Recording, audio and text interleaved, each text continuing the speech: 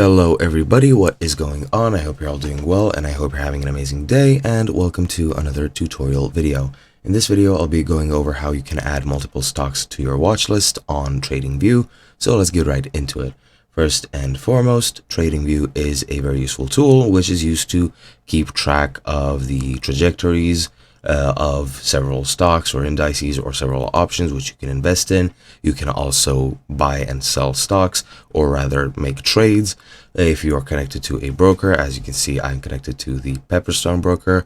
That's just one example out of many, and you can do a lot of things. You can view the charts for any select options such as stocks, forex, and so on and so forth. You can see their trajectories based on which you can make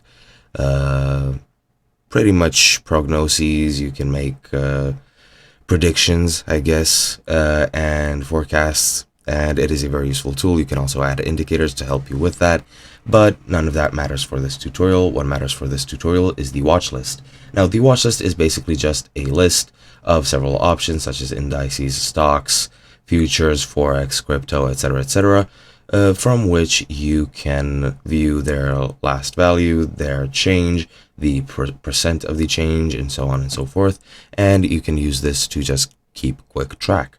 Now, to actually add things to your watch list, what you want to do is click on the plus, and from here you can add whatever you want. If you want to add stocks, just click on stocks and just browse whichever stocks you would like to add.